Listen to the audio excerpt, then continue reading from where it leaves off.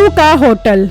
एक वक्त की बात है, एक गांव में मीठा बिट्टू नाम के दो भाई अपनी बीवियों और माँ के साथ रहते थे। उनके घर में दो ही कमरे थे। एक में मीठा और उसकी बीवी नसीबो रहते थे, जबकि दूसरे कमरे में बिट्टू, उसकी बीवी और माँ रहते थे। मीठा बहुत ही चालाक इंसान था, जबकि बिट्टू बहुत भोला और मासूम इंसान था। उनके पास विरासत में मिली एक छोटी सी जमीन थी, जिस पर बिट्टू हल चलाया करता था और उस पर मीठे की नजर थी। मीठा बहुत हो गया, अब मेरे इस छोटी सी कुटिया में दिल नहीं लगता। मुझे कोई बड़ा सा घर बढ़ा के दे, मेरे सारे रिश्तेदार मुझ पे हंसते हैं। मीठे मेरा मजाक उड़ाते हैं वो। हाँ, जब पैसे आएंगे तो बना दूंगा। अभी हाथ बहुत तंग है मेरा, जरा सब्र कर। मीठे सब्र करते करते आज 12 साल हो गए हैं। ये तेरा ना तो हाथ सीधा हो रहा है ना पाँव। मुझे अब कुछ नहीं पता, मुझे अलग घर बढ़ा के दे, वरना मैं अपने घर चली जाऊंगी। नहीं तो क्या अपने गुर्दे फेफड़े बेचकर प्लास्टिक के गुर्दे फेफड़े लगवा लूं? ज्यादा मुझे ब्लैकमेल न किया कर तू।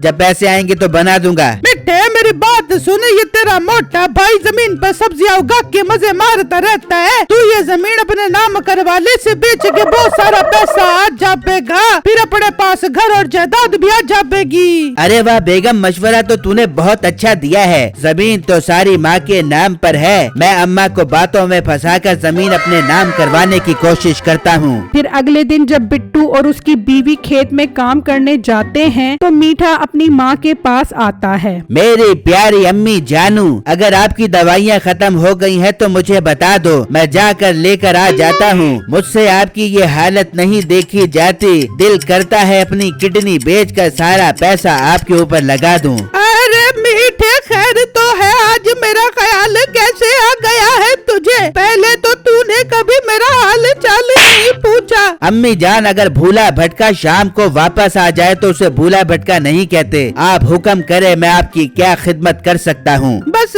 बेटा, तू अपनी शक्ल लेके यहाँ से गुम हो जा, यही खिदमत काफी है। ये जो तू मस्के मार रहा है ना, इसमें भी तेरी कोई लालच होगी। अम्मा, मुझे लगता है तुझे प्यार रास नहीं है। एक तो मैं तेरे लिए दवाइयाँ लेकर आना चाह रहा हूँ, ऊपर से तू मुझे ही सुना रही है। खैर अम्मा, मैं अपना हक लेने आया हूँ। घर और जमीन में जो मेरा हिस्सा बनता है वो मुझे दे दो। मैं अब शहर जाकर कोई अपना बिजनेस करना चाहता हूँ। अपनी शक्ल देखी है तूने, बड़ा आया हिस्सा मांगने वाला। ये सारी जायदाद मैं बिट्टू के नाम करूँगी, उसने सारी जिंदगी मेरी खिदमत की है। तू अपना मुँह लेके यहाँ से चला जा। मीठे को ये बात सुनकर बहुत गुस्सा आता है और वो वहाँ से चला जाता है और बाहर आकर अपनी बीवी को बताता है। मीठे, ये तेरी बूढ़ी माँ से नहीं मान बेबेगी, इसका कोई और हल निकालना पड़ बेबेगा। अब तो मीठे की हल है, इस बुढ़िया से जबरदस्ती अंगूठा लगवा लेते हैं। फिर जब रात होती है तो वो दोनों अम्मा के सोने का इंतजार करने लगते हैं, क्योंकि बिट्टू और उसकी बीवी को वापस आते हुए देर हो जाती थी। इसलिए ये दोनों अपना काम उनके आने से पहले करना चाहते थे। और इतनी देर में अम्मा सो जाती है तो मीठा जायदाद के कागजात लेकर आता है और उस पर अपनी माँ का अंगूठा लगा देता है और रातों रात वो दोनों घर छोड़कर चले जाते हैं। बेगम, ये मीठे भाई और भाभी इस टाइम सामान उठाकर कहाँ जा रहे हैं? हाँ बिट्टू, ये तो बहुत अजीब बात है, ये दोनों इस तरह तो कभी नहीं गए। खैर वो दोनों अंदर आ जाते हैं और मीठा रातों रात जमीन और घर गांव के सेठ को बेच देता है और अगले दिन वो सेठ भी उनका घर खाली करवाने आ जाता है। पर भाई, ये घर और जमीन कौन आपको बेच सकता है? ये घर तो मेरी अम्मी के नाम पर है। जी नहीं, ये जमीन और घर तुम्हारे भाई मीठे के नाम पर था। वो रात ही ये जमीन और घर हमें बेच गया है। अब शाबाश, ये घर खाली कर दो। बिट्टू और उसके घर वाले ये सुनकर हैरान परेशान रह जाते हैं कि मीठा अपना होने के बावजूद उन्हें धोखा दे गया है। खैर वो अपना बोरिया बिस्तर उठाकर वहाँ से चले जाते हैं और एक जगह दरख्त के नीचे आकर बैठ जाते हैं। बिट्टू, अब हम क्या करेंगे? हमारे पास ना तो घर है ना जमीन, हम कहाँ जाएंगे? बेगम, तुम परेशान मत हो, अल्लाह कोई ना कोई वसीला बना देगा। बेगम, तुम मुझे ये बताओ, तुम्हारे पास कितने पैसे हैं? नहीं बिट्टू, मेरे पास तो 1 रुपया भी नहीं है। पर आपने पैसों का क्या करना है? बेगम अब हमें गुजारा करने के लिए कुछ न कुछ तो करना पड़ेगा, वरना तो हम भूखे प्यासे मर जाएंगे। मेरे जहन में एक बहुत अच्छा आइडिया आ रहा है। मैं अपने दोस्त से कुछ पैसे पकड़ता हूँ। अम्मी जान दाल चावल बहुत अच्छे बनाती है, क्यों ना हम दाल चावल का एक ढाबा खोल ले, हो सकता है हमारा काम भी चल पड़े।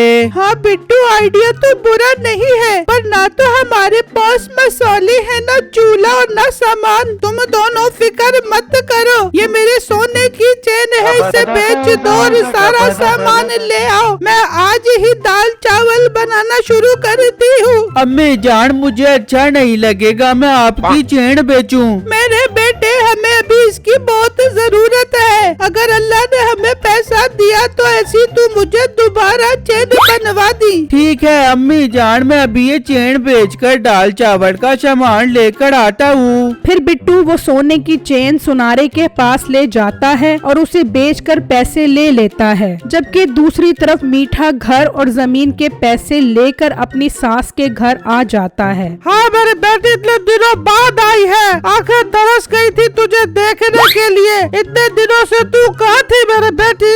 अम्मी जान, अब हम आपके पास ही रहेंगे, हमें आपकी बहुत याद आ रही थी। तुम पागल तो नहीं हो गए? ये घर तुम्हारे रहने के लिए नहीं है, जाओ किसी होटल में जाकर रहना यार। नहीं नहीं भाई, हम किसी होटल में नहीं रहेंगे, बल्कि यहीं रहेंगे। ये देख हम कितना सारा पैसा लेके आए हैं। मिठे ने अपना घर और जायदाद बेच दिया, अब हम यहीं पर कोई कारोबार शुरू करेंगे। अरे बहना, मैं भी तो मजाक कर रहा था ना। ये तुम्हारा ही घर है, जब तक मर्जी रहो, बल्कि अब तुम हमेशा हमारे साथ रहो ना यार। अभी जान बाजी के लिए कढ़ाई मुर्गा बना कर लेके आओ ना। हाँ हाँ बेटा, मैं भी बना कर आती हूँ। अच्छा अम्मी जान, ये सारा पैसा अलमारी में छुपा के रख दो। फिर नसीबों की माँ वो पैसे ले लेती है और वहाँ बिट्टू के दाल चावल तैयार होते हैं, तो उसके ढाबे पर लोग आना शुरू हो जाते हैं और उसकी सेल बहुत अच्छी हो जाती है। इस तरह कई दिन गुजर जाते हैं। अभी जान, अभी बहुत अच्छा मौका, सारा पैसा लेके निकल जाते हैं अभी जान। हाँ हाँ बेटा, मैं पैसे निकाल कर आती हूँ, तू किराए का मकान छोड़ने की तैयारी कर। फिर वो सारे पैसे ले आती है और वो दोनों ये घर छोड़कर पैसे लेकर भाग जाते हैं। जब नसीबो कैंची अलमारी में देखती है तो वहाँ कोई पैसा नहीं होता। मिठे, हम लुट गए, हम बर्बाद हो गए, सारा पैसा चोरी हो गया। अपनी माँ को बुला, उसने पैसे रखे थे। मिठे, मैंने पूरे घर में देख लिया है, वो दोनों पैसा लेके भाग गए हैं। मिठे, और मोटी नाक वाली गैंडी, तेरी माँ भी तेरी तरह फराडन निकली। हाय, मैं लुट गया, मैं बर्बाद हो गया।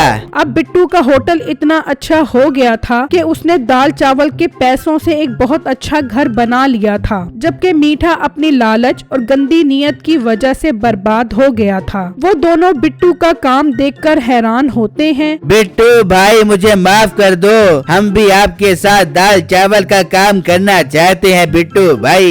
जी नहीं बेईमान इंसान, मैं तुम्हें दाल चावल का काम नहीं करने दूंगा। अगर काम करना ही है तो तुम दोनों हमारे बर्तन धो सकते हो, मैं तुम्हें नौकरी पर रख लेता हूँ। फिर वो दोनों औकात से बर्तन धोने लगते हैं। मेरी वीडियो को लाइक और मेरे चैनल को सब्सक्राइब जरूर कीजिएगा और मुझे कमेंट बॉक्स में जरूर बताइएगा कि आपको मेरी स्टोरी कैसी लगी। शुक्रिया।